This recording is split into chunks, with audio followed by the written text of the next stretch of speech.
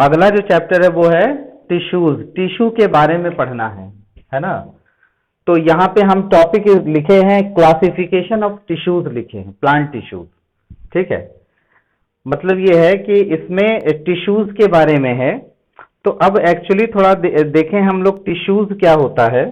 ठीक है, टिश्यू किसे कहते हैं उसके बारे में जरा हम लोग देखें। तो देखिए, आप अगर याद कीजिए तो इससे पहले वाले लेक्चर में हमने ये बताया था कि जो क्या कहते हैं, एनिमल्स कितने तरह के होते हैं। थोड़ा सा हम लोग बहुत ध्यान से इसको समझते चलिए। तरह के होते हैं एनिमल्स।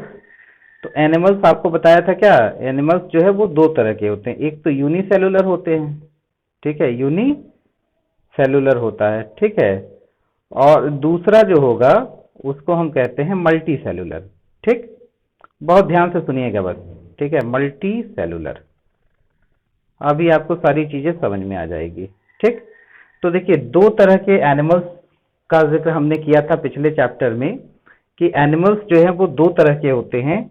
एक को हम लोग कहते हैं यूनिसेलुलर और दूसरे को कहते हैं मल्टी सेलुलर। ठीक है, अब देखिए, ये जो यूनिसेलुलर ऑर्गेनिज्म है इसमें आप ध्यान दीजिए तो आपको हमने एक बात बताई थी क्या, कि यहाँ पे डिवीजन ऑफ लेबर नहीं होता है। They do not have division of labour. तो नो डिवीजन ऑफ लेबर, ये division,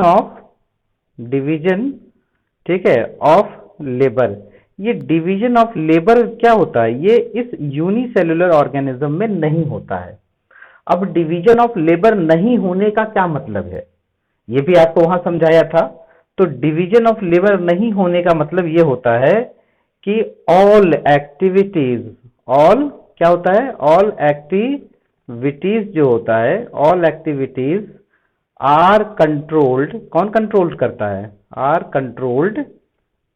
controlled by single cell. एकदम सही, यही लाइन हमने बताया था कि बाई सिंगल सेल, मतलब कि वही जो सिंगल सेल है उस ऑर्गेनिज्म का, वही इंडिविजुअल की तरह बिहेव करता है और सारी एक्टिविटीज को वही कंट्रोल करता है।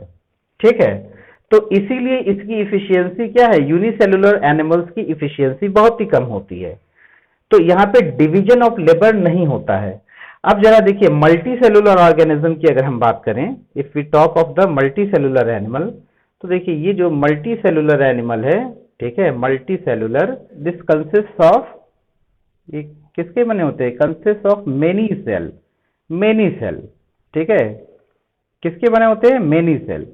अब आपको ये भी बताया था मैंने कि देखिए, जब बहुत सारे सेल होते हैं तो उसमें से कुछ सेल आपस में ग्रुप बना लेते हैं। जब बहुत सारे सेल होते हैं किसी भी ऑर्गेनिज्म में तो क्या होगा, उसमें कुछ ग्रुप ऑफ सेल वो आपस में जुड़ जाते हैं। ठीक है, तो सेल्स का कुछ ग्रुप सेपरेट हो जाता है, वो एक पर्टिकुलर काम करता है, वो एक स्पेसिफिक फंक्शन करना शुरू कर देता है। ठीक है, तो इसमें क्या आ जाता है, इसमें डिवीजन ऑफ लेबर आ जाता है इस तरह से। तो इसमें क्या कहा जाए कि कंसिस्ट ऑफ मेनी सेल, ठीक है, and group of cell, group of cell perform, क्या करता है ये, परफॉर्म्स स्पेसिफिक फंक्शन। क्या करता है ये जो ग्रुप ऑफ सेल है ये स्पेसिफिक फंक्शन को कंट्रोल करता है। ठीक है, परफॉर्म करता है, स्पेसिफिक फंक्शन वो करता है। तो ये जो ग्रुप ऑफ सेल है इसी को बेटा हम लोग टिश्यू कहते हैं। ठीक है, तो ग्रुप ऑफ सेल, तो मल्टी सेलुलर ऑर्गेनिज्म में क्या होते हैं, there are many cells. So in such case group of cell performs specific function. तो ग्रुप ऑफ सेल जो है ना वो पर्टिकुलर फंक्शन कैरी आउट करते हैं। तो ये जो ग्रुप ऑफ सेल होता है उसको हम कहते हैं टिश्यूज। अब ये जो ग्रुप ऑफ सेल होगा तो इसमें क्या होगा, ये सारे सेल एक जैसे होंगे। जब एक तरह का ग्रुप बनता है ना तो उसमें क्या है, कुछ चीजें सेम होती हैं। तो क्या सेम होगा बेटा, तो सेल स्ट्रक्चर सेल का सेम होगा और फंक्शन उसका सेम होगा। इसका मतलब टिश्यूज में जो सेल होते हैं उनका कॉमन ओरिजिन होता है और कॉमन फंक्शन होता है। तो इस तरह से अगर हम डिफाइन करें कि टिश्यूज कहते किसे हैं, व्हाट इज टिश्यू, तो टिश्यू को हम क्या कहेंगे? तो देखिए टिश्यू की जो डेफिनेशन हो जाती है उस डेफिनेशन को कहते हैं ग्रुप ऑफ सेल। ठीक है, ये क्या है? This is group of cell. ठीक है, group of cell having having common, हाँ या सेम कह लीजिए, ठीक है, कॉमन और सेम, ठीक है, सेम क्या होगा? Origin, origin and function. तो इसका ओरिजिन और फंक्शन क्या होता है? ये सेम होता है, तो इसको हम टिश्यूज कहते हैं। तो आप लोगों को ये डेफिनेशन समझ में आ गया कि टिश्यू कहते हैं, किसे कहते हैं? Tissues are the group of cell having same origin and function, जिसका ओरिजिन और फंक्शन दोनों क्या होगा? वो सेम होगा, तो उसे हम टिश्यू कहते हैं। और आप याद कीजिए, तो आपको पिछले टर्म पे हमने ये बताया था कि क्या कहते हैं, स्टडी ऑफ टिश्यूज किसे कहते हैं? स्टडी ऑफ टिश्यू को क्या कहते हैं? स्टडी, हाँ करेक्ट। तो स्टडी, ठीक है, स्टडी ऑफ टिश्यूज, ठीक है, ये आप लोग एकदम ठीक याद किए हैं। टिश्यूज, इसको हम क्या कहते हैं? Histology, HISTOLOGY। तो इसको हिस्टोलॉजी कहते हैं। और आपको इसी के रिस्पेक्ट में दूसरा टर्म बताया था, क्या? साइटोलॉजी बताया था ना ये। साइटोलॉजी, साइटोलॉजी क्या होता है? Cytology the study of cell, हाँ, study of cell and their structure. तो सेल और उसके स्ट्रक्चर की स्टडी को साइटोलॉजी कहते हैं और टिश्यूज की स्टडी को हिस्टोलॉजी कहते हैं। ठीक है, अब चलिए, अब इसके बाद देखिए, अब ये टिश्यूज जो हैं वो कहाँ, अब देखिए, अब जरा ये भी देखिए कि मल्टी सेलुलर ऑर्गेनिज्म में मेनली क्या क्या आते हैं। तो जो हम मल्टी सेलुलर एनिमल ऑर्गेनिज्म की बात करेंगे, हायर मल्टी सेलुलर ऑर्गेनिजम्स की, तो उसमें प्लांट और एनिमल आते हैं। जो सबसे कॉमन हम जानते हैं वो क्या है? प्लांट्स होते हैं एंड एनिमल्स होते हैं। ठीक है, तो अब देखिए ये भी मल्टी सेलुलर है, ठीक है, प्लांट्स भी मल्टी सेलुलर है, आपको बताया था मल्टी सेलुलर यूकैरियोट है। एनिमल भी क्या है? ये भी मल्टी सेलुलर यूकैरियोट है।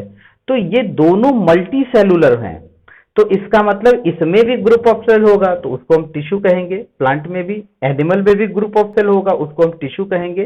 तो इस तरह से अगर हम देखें तो जो टिश्यू है, ठीक है, ये जो टिश्यू है, ठीक है, इस टिश्यू को हम दो तरह से डिवाइड करते हैं, दो तरह के। The tissues are of two types. एक को हम कहते हैं प्लांट टिश्यू, ठीक है, एक को हम क्या कहेंगे? प्लांट टिश्यू कहेंगे। और दूसरे को क्या कहेंगे? दूसरे को क्या कहेंगे बेटा? दूसरे को कहेंगे, हाँ, एनिमल टिश्यू। ठीक है, एनिमल टिश्यू कहते हैं। ठीक है, तो अब इसका मतलब क्या हुआ कि जो टिश्यू कहां पाया जा रहा है?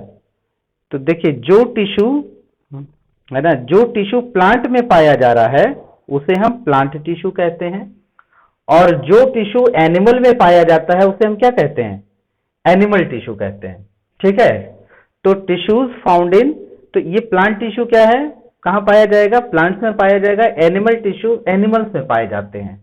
तो टिश्यू ग्रुप ऑफ सेल होते हैं जो स्पेसिफिक फंक्शन को कैरी आउट करते हैं।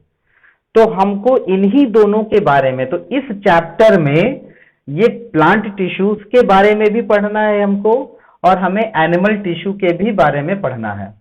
तो इस चैप्टर में हम दोनों टेकअप करेंगे और एक एक करके टेकअप करेंगे। तो पहले हम आपको जो है प्लांट टिश्यू के बारे में बताएंगे, क्योंकि एनिमल के कंपैरिजन में थोड़ा सा बहुत सिंपल है, याद करना आसान है, समझना आसान है। तो हम टेकअप करेंगे प्लांट टिश्यू। तो वहीं से ये जो हमारा पहला चैप्टर है कि टिश्यूज का, तो उसमें उस टिश्यू में भी पहला हमने लिया है प्लांट टिश्यू। तो प्लांट टिश्यू का क्लासिफिकेशन यहां हमने किया है पहले पेज पे। तो जरा इसको आप समझ लीजिए कि अब क्या, अब आपके दिमाग में एक चीज तो क्लियर हो गई होगी कि टिश्यू कहते किसे हैं। What do you mean by tissue? तो डेफिनेशन मैं फिर से रिपीट कर दे रहा हूं। टिश्यू क्या कहते हैं? तो group of cell having common origin and function, या having same origin and function are called tissue. तो उन्हें हम टिश्यू कहते हैं। अब देखिए, ये जो प्लांट टिश्यू है, ठीक है, ये जो प्लांट टिश्यू है, ठीक, ये प्लांट टिश्यू दो तरह के होते हैं। ठीक, एक को हम लोग कहते हैं मेरिस्टेमेटिक टिश्यू, ठीक, दूसरे को हम कहते हैं परमानेंट टिश्यू। तो प्लांट के टिश्यू दो तरह के होते हैं, एक पहले का नाम है मेरिस्टेमेटिक टिश्यू, दूसरे का नाम है परमानेंट टिश्यू। अब ये दोनों जो डिवाइड किया गया है दो टाइप्स में, तो आखिर बेसिस क्या है क्लासिफिकेशन का, इनको हमने क्लासिफाई किया कैसे, किस क्राइटेरिया पे हमने क्लासिफाई किया। तो जब उसकी हम बात करते हैं तो उसमें आपको देखिए यहां पे जो क्लासिफिकेशन है, it is based on the power of division, division का पावर इनके पास है या नहीं, इसके बेसिस पे इसको क्लासिफाई किया गया है। तो ये जो प्लांट टिश्यू है, ठीक है, ये जो प्लांट टिश्यू है, ठीक है, इसको प्लांट टिश्यू, इसको हम क्या करते हैं, दो पार्ट में क्लासिफाई करते हैं, ठीक है, दो पार्ट में क्लासिफाई करते हैं। एक को कहते हैं क्या, मेरिस्टेमेटिक, मेरिस्टेमेटिक, ठीक है, मेरिस्टेमेटिक टिश्यू, ठीक, और दूसरे को हम क्या कहेंगे, दूसरे को कहते हैं परमानेंट टिश्यू, ठीक है, दूसरे को क्या कहेंगे, परमानेंट टिश्यू इसे कहते हैं, ठीक है।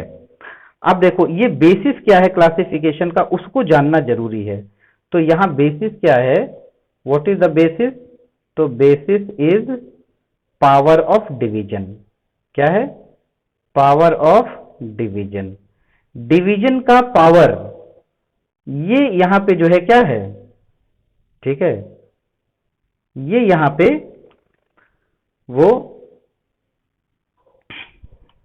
ये यहां पे क्या है, वो बेसिस है पावर ऑफ डिवीजन पे।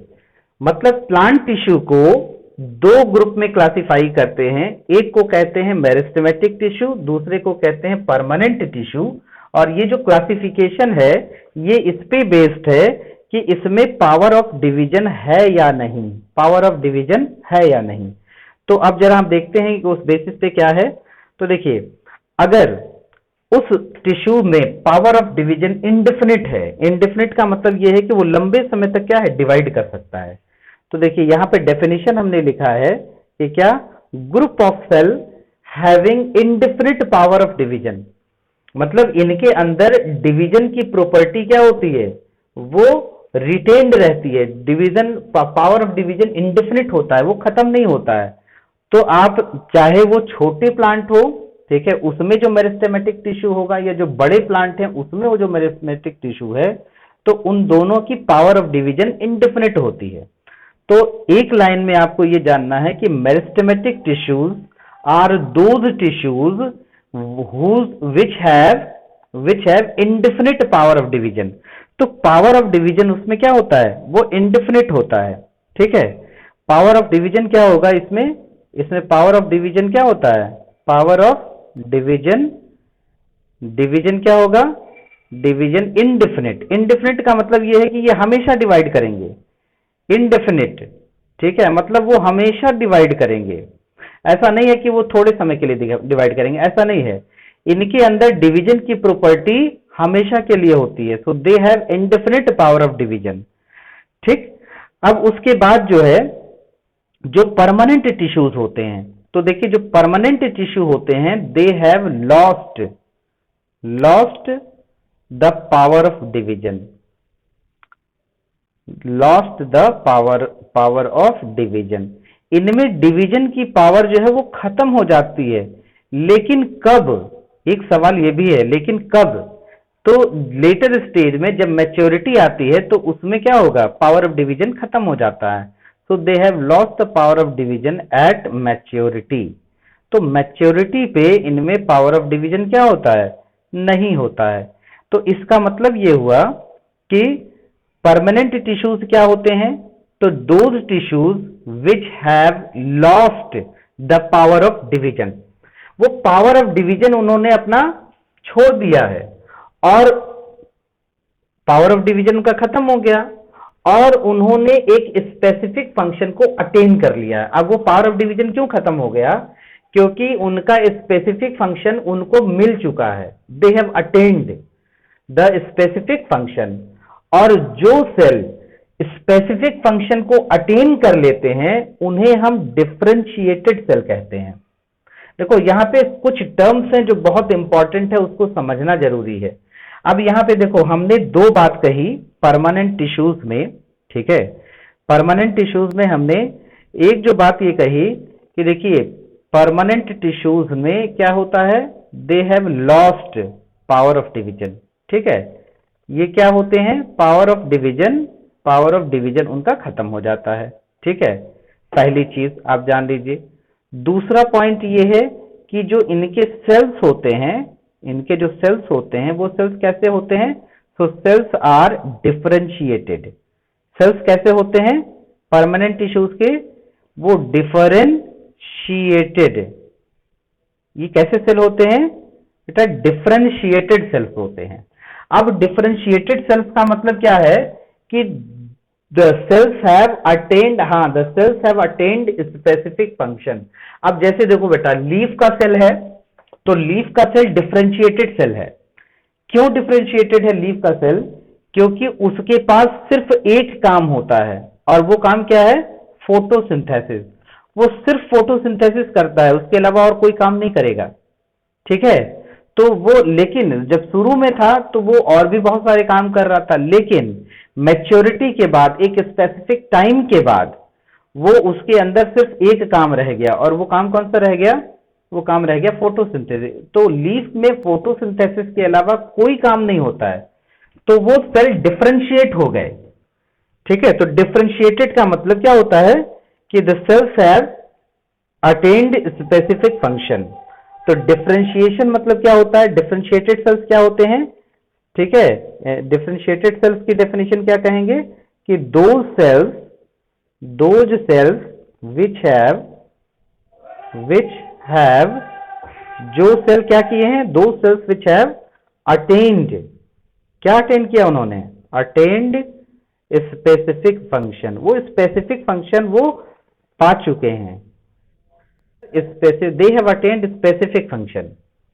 तो उन्हें हम क्या कहते हैं, उन्हें हम डिफरेंशिएटेड सेल कहते हैं, ठीक है। अब देखो मेरिस्टेमेटिक टिश्यूज में आपको बता, टिश्यूज हैं जिनमें in which they have indefinite power of division. So meristematic tissues have indefinite power of division, और उनका जो सेल होता है उस सेल को हम क्या कहते हैं, द सेल्स आर अनडिफरेंशिएटेड। अब देखो इनके मेरिस्टेमेटिक टिश्यूज के जो सेल्स होते हैं वो क्या होते हैं, वो अनडिफरेंशिएटेड होते हैं। परमानेंट टिश्यूज के जो सेल्स होते हैं वो डिफरेंशिएटेड होते हैं।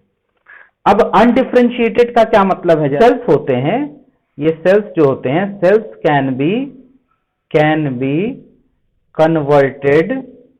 कन्वर्टेड, ठीक है। इनको क्या कैसे कन्वर्ट कर सकते हैं, तो cell can be converted into any cell type, any cell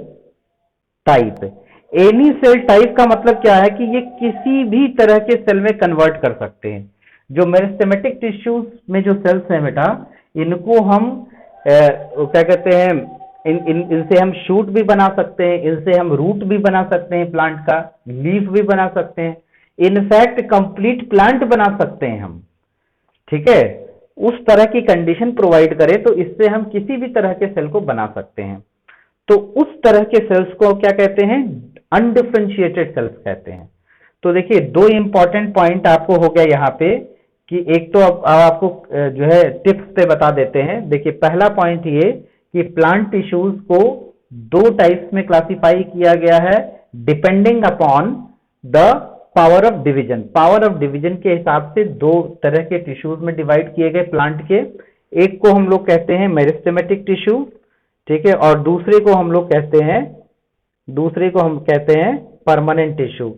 meristematic tissue में दो बातें आई, पहला ये कि इंडेफिनिट होता है पावर ऑफ डिवीजन। इसमें जो पावर ऑफ डिवीजन होगा क्या होगा, इसमें जो पावर ऑफ डिवीजन है वो क्या है, ये पावर ऑफ डिवीजन इंडेफिनिट होता है, ठीक है।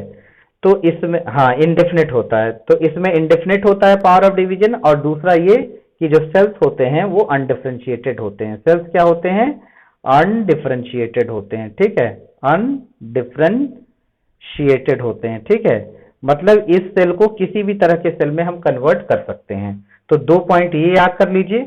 अच्छा, अब यहाँ जरा परमानेंट टिश्यूज में देखिए, तो परमानेंट टिश्यूज में पहला पॉइंट क्या है कि दे have lost the power of division, power of division नहीं होता है, पहला पॉइंट। और दूसरा पॉइंट ये है कि इनके जो सेल्स होते हैं they are differentiated, means the cells have been destined to perform specific function.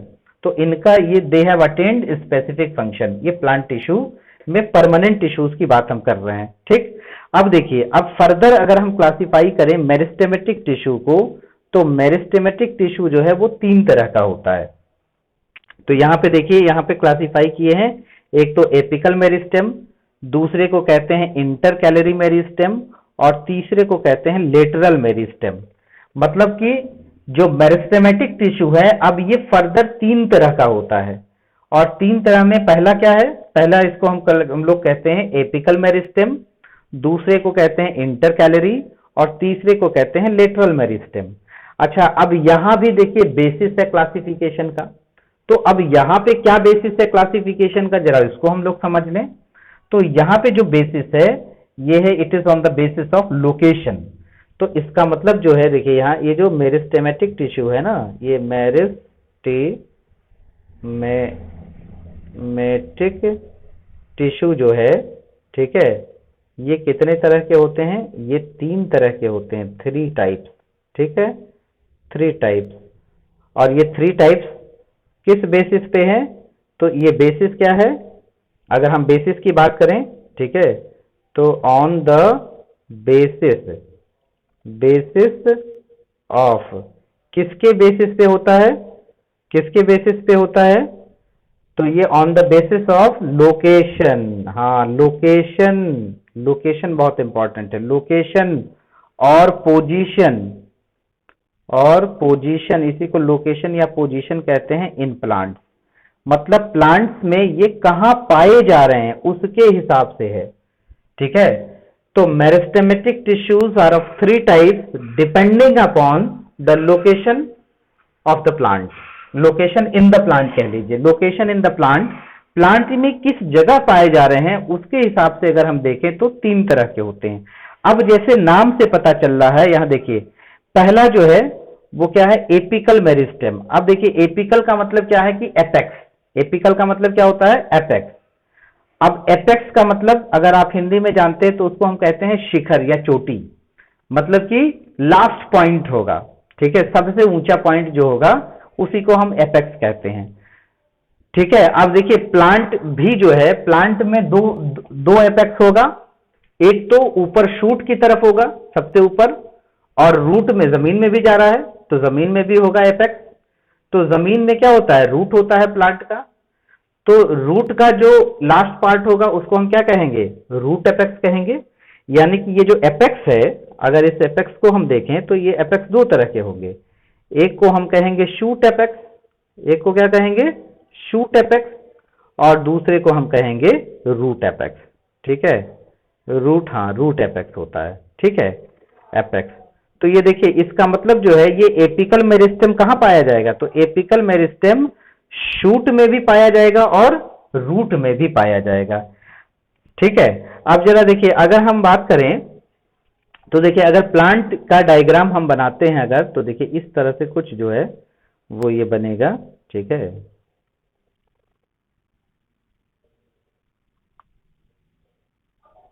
देखिए ये जो है, ये अगर इसकी हम बात करें ऐसे, ध्यान से आप लोग देखिएगा,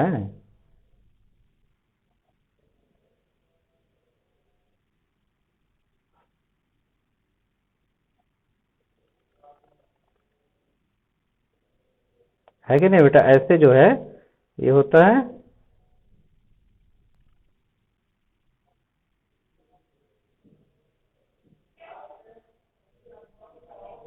ऐसे है ना, शूट एपेक्स। यहाँ पे ये देखिए, यहाँ पे क्या होगा, ये इस तरह से ये पाया जाएगा, है ना, इस तरह से पाया जाएगा, और ये यहाँ पे ऐसे पाया जाएगा।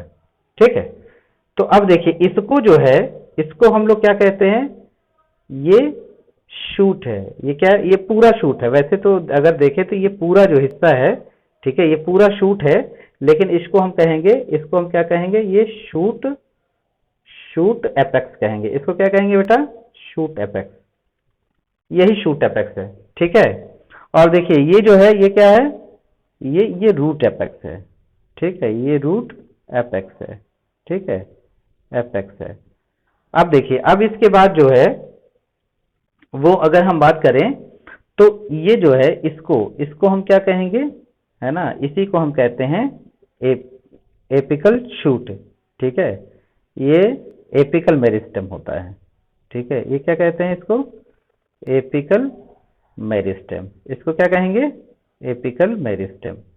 ठीक है, एपेक्स पे पाया जा रहा है तो शूट एपिकल मेरिस्टेम। इसका क्या नाम देंगे, इसका क्या नाम देंगे बेटा, शूट शूट एपिकल मेरिस्टेम। हाँ हाँ, इसी तरह से इसका क्या नाम देंगे, इसका हम देंगे root apical meristem, root apical. ठीक है, एपिकल मेरिस्टेम।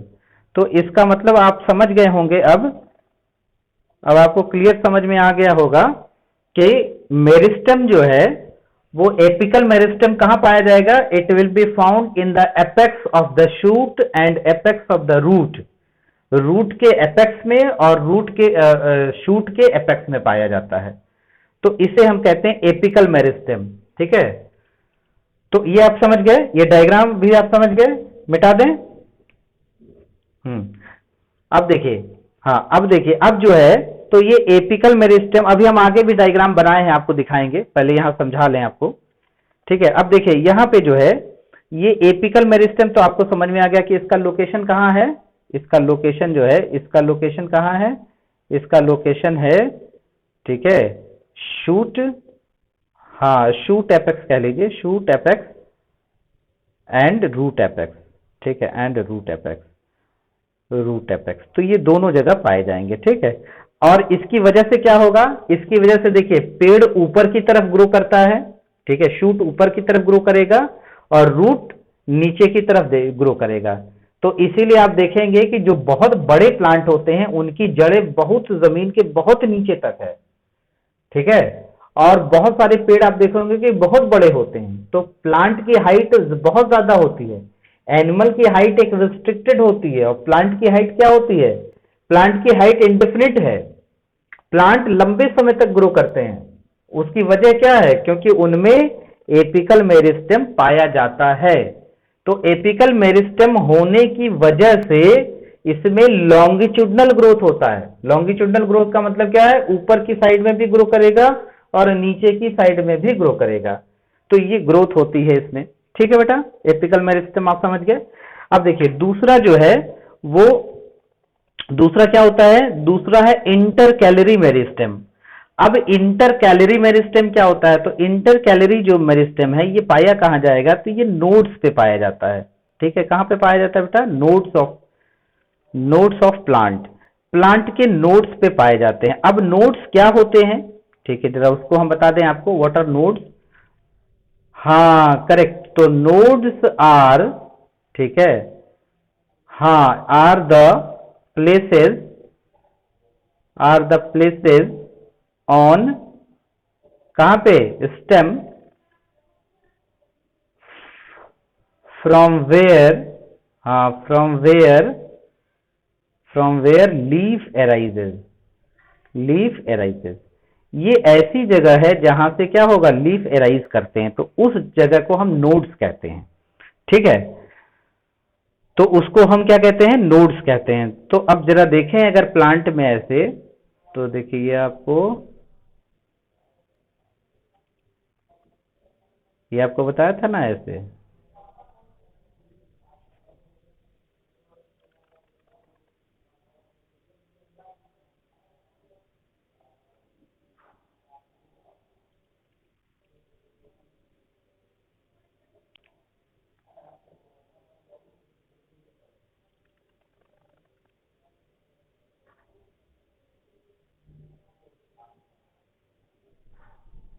ठीक है, ये क्या है बेटा,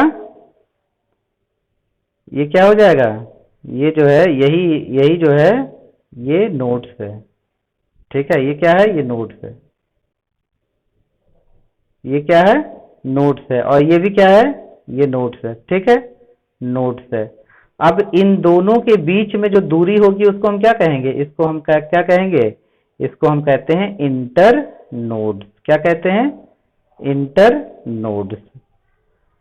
तो देखिए नोड्स के बीच में जो डिस्टेंस होगा, the distance between two nodes is called inter node. तो ये जो है ये जो हरे से हम दिखा रहे हैं यहाँ पे, क्या है, ये इंटर नोड है, ठीक है।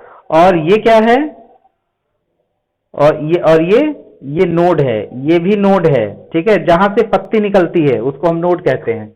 तो ये नोड्स में पाए जाते हैं। अब इससे फायदा क्या होगा बेटा, कि अब देखिए ये इंटर नोड जो है इसकी लंबाई बढ़ती है। तो दूसरा हो गया क्या, इंटर कैलोरी मेरिस्टेम का क्या रोल है, तो inter calorie meristem is responsible for increase in the length of the inter node. Inter node की लंबाई को बढ़ाने में हेल्प करता है ये। तो अब देखिए प्लांट इसलिए यहां भी लंबाई में बढ़ते हैं, ठीक है। तो ये इंटर नोड भी देखिएगा बहुत सारे पेड़ में क्या है, बहुत दूर दूर होते हैं। तो कैसे होते हैं, it is because of the inter calorie meristem. तो एपिकल मेरिस्टेम आपको बता दिया कहां पाए जाएंगे, और आपको इंटर कैलोरी जो है बता दी, एपिकल बता दिया, इंटर कैलोरी बता दिया। लेटरल कहां पाया जाता है जरा देखिए। तो देखिए लेटरल जो होता है ना, ये lateral side of the stem, stem के लेटरल साइड में होगा ऐसे, ठीक है, ये लेटरल साइड है, मतलब एपिडर्मिस के नीचे, ठीक है, ये जो है ये लेटरल साइड है। तो इसको हम कहेंगे लेटरल मेरिस्टेम। इसको क्या कहेंगे, लेटरल, इसको क्या कहते हैं, लेटरल मेरिस्टेम कहते हैं। क्या कहते हैं, लेटरल मेरिस्टेम, ठीक है बेटा, क्या कहते हैं, लेटरल मेरिस्टेम। और इससे क्या बढ़ेगा, तो इससे देखिए डायमीटर बढ़ता है, ठीक है। तो लेटरल मेरिस्टेम क्या करेगा, इंक्रीजेस डायमीटर, इंक्रीजेस क्या इंक्रीज करता है, increases diameter of plant, diameter, ठीक है, डायमीटर ऑफ प्लांट, प्लांट के डायमीटर को क्या है वो इंक्रीज करता है। बात समझ में आ गई, लेटरल मेरिस्टेम, ठीक है, मेरिस्टेम इसे कहते हैं, this is called lateral meristem, ठीक। इंटर कैलोरी आप समझ में आ गए, लेटरल कहां पाया जाएगा, lateral will be found on the lateral side of the stem, stem के लेटरल साइड में पाए जाते हैं। इंटर कैलोरी कहां पाए जाते हैं, नोड्स में पाए जाते हैं। कहां पे पाए जाते हैं, ये नोड्स पे पाए जाते हैं। और एपिकल आपको बता ही दिया कि एपेक्स पे पाए जाते हैं। अब देखिए फर्दर जो है, अब जरा यहां पे देखें हम कि अब ये परमानेंट टिश्यूज के बारे में जरा देखें कि परमानेंट टिश्यूज कितने तरह के होते हैं। तो परमानेंट टिश्यूज भी दो तरह के होते हैं। कितने तरह के होंगे, दो तरह के होते हैं। एक को कहते हैं सिंपल परमानेंट टिश्यू और दूसरे को कहते हैं कॉम्प्लेक्स परमानेंट टिश्यू। तो सिंपल परमानेंट टिश्यू और कॉम्प्लेक्स परमानेंट टिश्यू, अब ये जो डिवीजन है इसका, ये डिवीजन इस बात पे है कि इसमें किस तरह का सेल है, क्या एक तरह के सेल है या अलग अलग तरह के सेल हैं। तो यहां पे जो क्लासिफिकेशन है, यहां पे जो क्लासिफिकेशन है वो बेसिस क्या है, वो बेसिस क्या है, वो बेसिस है टाइप ऑफ, ठीक है, टाइप ऑफ सेल, ठीक है, या इसी को कह लीजिए कंपोजिशन ऑफ सेल, कि किस तरह का कंपोजिशन है, कंपोजिशन, ठीक है, ऑफ सेल। अब कंपोजिशन ऑफ सेल का मतलब क्या है कि सिंगल टाइप, ये क्या है, दो तरह के होते हैं, ठीक है, इनको दो तरह में क्लासिफाई किया जाता है परमानेंट टिश्यूज को। और बेसिस क्या है, तो आपको बताया था कि बेसिस क्या है, बेसिस क्लासिफिकेशन का बेसिस क्या है, basis is type of cell, ठीक है, किस तरह के सेल हैं उसमें, या इसी को हम कहते हैं कंपोजिशन ऑफ सेल, कंपोजिशन, ठीक है, ऑफ सेल। तो कंपोजिशन ऑफ सेल, अब देखिए कंपोजिशन ऑफ सेल का क्या मतलब है। कंपोजिशन ऑफ सेल का मतलब यह है कि single type of cell, single type, ठीक है, सिंगल टाइप ऑफ सेल और डिफरेंट टाइप ऑफ सेल, ठीक है, डिफरेंट, ठीक है, टाइप ऑफ सेल, या तो एक तरह के सेल हैं या अलग तरह के सेल हैं। तो उसके बेसिस पे क्या है, इसको हम क्लासिफाई करते हैं कितने तरह में, दो तरह में क्लासिफाई करते हैं। एक को कहते हैं सिंपल, एक को क्या कहते हैं, एक को देखिए कहते हैं सिंपल परमानेंट और दूसरे को कहते हैं कॉम्प्लेक्स परमानेंट। अब देखो सिंपल परमानेंट क्या होता है, तो सिंपल परमानेंट जो है वो ये होगा, इसमें एक ही टाइप के सेल होते हैं। तो ये ऐसे परमानेंट टिश्यूज होते हैं, तो इनको हम क्या लिखेंगे बेटा, तो इनका हम डेफिनेशन अगर देंगे तो इसको हम कहेंगे कि परमानेंट टिश्यूज, ठीक है, टिश्यूज कंसिस्टिंग ऑफ, कैसे कंसिस्ट होंगे, consisting of single type of cell, ठीक है, सिंगल टाइप ऑफ सेल। किस तरह के सेल होंगे, एक ही तरह के सेल होंगे, जितने सारे सेल होंगे सब एक जैसे दिखेंगे, ठीक है बेटा, जितने भी तरह के सेल होंगे कैसे दिखेंगे, एकदम एक जैसे दिखेंगे, ठीक है। तो इनको हम कहते हैं सिंपल। हाँ, फंक्शन भी सेम रहेगा एकदम। देखो अगर एक तरह का सेल है तो फंक्शन भी सेम होगा, ओरिजिन भी सेम होगा। तो अब यहां देखिए, ये जो सिंपल परमानेंट टिश्यू है ये दो तरह का है, एक को दो क्या तीन तरह का है ये, ठीक है, इट इज ऑफ 3 टाइप्स। तो सिंपल परमानेंट जो है वो कितने तरह के होते हैं, वो 3 टाइप्स हैं, ठीक है। कितने टाइप के होते हैं, 3 टाइप, ठीक है। अब ये 3 टाइप कौन कौन से हैं, तो देखिए यहां पे जो है एक है पेरेनकाइमा, दूसरे को कहते हैं कॉलेनकाइमा और तीसरे को कहते हैं स्क्लेरेनकाइमा। तो 3 तरह के होते हैं, ठीक है। तो एक को कहेंगे हम पैरेनकाइमा, क्या कहेंगे,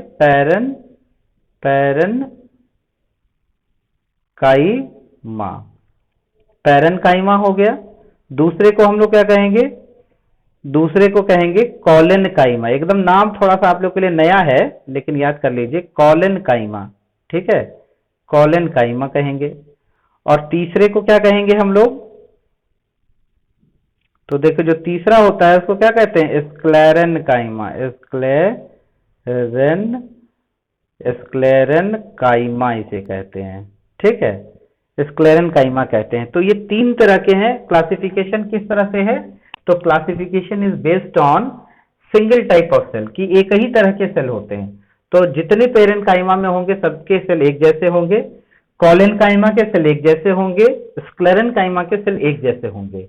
तो हम लोग ये देखेंगे कि इन तीनों तरह के सेल में क्या क्या डिफरेंसेस हैं, क्या स्पेशल फीचर है इन सेल्स का, तो उसको हम आगे टेकअप करेंगे। यहां सिर्फ हमने क्लासिफिकेशन लिखा है पहले पेज पे कि आप क्लासिफिकेशन जान जाओ, आपके दिमाग में बैठ जाए चीजें कि किस तरह से हम क्लासिफाई कर रहे हैं, ठीक है। तो इसी में अब देखिए, अब फर्दर अगर हम क्लासिफाई करें कि इसको कॉम्प्लेक्स परमानेंट, अब दूसरे तरह का होता है क्या, कॉम्प्लेक्स परमानेंट टिश्यू होता है। अब कॉम्प्लेक्स परमानेंट टिश्यूज का क्या मतलब है, कॉम्प्लेक्स परमानेंट टिश्यू का मतलब है कि ये क्या होगा, ये इट विल कंसिस्ट ऑफ, किस चीज के बने होंगे, consist of different types of cell. इसमें कैसे सेल होंगे, डिफरेंट, कैसे सेल होंगे बेटा, डिफरेंट टाइप ऑफ सेल। इसमें डिफरेंट टाइप्स ऑफ सेल होते हैं, ठीक है। और इसमें जो एग्जाम्पल आता है, इसमें ये फर्दर 2 तरह के होते हैं, एक को हम लोग कहते हैं जाइलम और दूसरे को कहते हैं फ्लोएम। तो देखिए जाइलम की बात करें अगर, तो जाइलम में 4 अलग अलग तरह के सेल होते हैं। ये जो जाइलम है ना, जाइलम, इस जाइलम में अलग अलग तरह के सेल होंगे, ठीक है। अब जैसे देखिए जाइलम पैरेनकाइमा होगा, इसमें एक तरह का सेल पैरेनकाइमा होगा, ठीक है, जाइलम पैरेनकाइमा होता है। जाइलम वेसल्स होते हैं, एक दूसरे तरह के सेल होते हैं, ठीक है। फिर जाइलम ट्रैकीड होता है, जाइलम ट्रैकीड होते हैं, एकदम अलग अलग तरह के सेल हैं, ट्रैकीड्स, ईडीएस, ट्रैकीड्स होता है। फिर जाइलम फाइबर्स होते हैं, ठीक है, जाइलम फाइबर्स होते हैं। तो इतने तरह के सेल्स होते हैं जाइलम में। इसी तरह से जब हम फ्लोएम की बात करेंगे तो इस फ्लोएम में भी क्या होगा, इस फ्लोएम में भी फ्लोएम पैरेनकाइमा होगा। फ्लोएम जो है फाइबर्स होते हैं, देन कंपेनियन सेल होते हैं, सीव ट्यूब सेल्स होते हैं, तो कई तरह के सेल वहां भी होते हैं। तो कहने का मतलब यह है कि एक छोटी सिंपल सी बात यह है कि जो प्लांट टिश्यूज हैं वो दो तरह के होते हैं, depending upon the power of division. तो एक को हम कहते हैं मेरिस्टेमेटिक, दूसरे को कहते हैं परमानेंट। ठीक, इसके बाद फर्दर मेरिस्टेमेटिक टिश्यूज को वो 3 टाइप्स में क्लासिफाई किया गया है on the basis of location. एक को कहते हैं एपिकल मेरिस्टेम, दूसरे को कहते हैं इंटरकैलरी, तीसरे को कहते हैं लेटरल। इसके बाद परमानेंट टिश्यूज को क्लासिफाई किया गया कितने में, 2 तरह के में, डिपेंडिंग अपॉन कि वहां किस तरह का, what type of cell is there, composition cell का कैसा है। तो एक को कहते हैं simple permanent tissues which have same type of cell which consist of single type of cell, और दूसरा होता है complex which consist of different types of cell. तो फर्दर सिंपल परमानेंट को हम लोग 3 टाइप्स में क्लासिफाई करते हैं। एक को कहते हैं पैरेनकाइमा, दूसरे को कहते हैं कोलेनकाइमा, और तीसरे को कहते हैं स्क्लेरेनकाइमा। ठीक है, और उसके बाद जो है वो permanent tissue, complex permanent tissues को हम 2 टाइप में क्लासिफाई करते हैं। एक को कहते हैं जाइलम, दूसरे को कहते हैं फ्लोएम। ठीक है बेटा, तो ये पेज आपको समझ में आया। पहले पेज में इसलिए समझाना हमको जरूरी था, इतना टाइम लेना इसलिए जरूरी था कि अब आगे जो चीजें हम पढ़ाएंगे आपको एकदम टिप्स पे याद होती जाएंगी। तो ये लेक्चर आपके लिए बहुत इंपॉर्टेंट था, ये खासकर ये पेज आपके लिए बहुत इंपॉर्टेंट था। ठीक है, बात समझ में आई बेटा?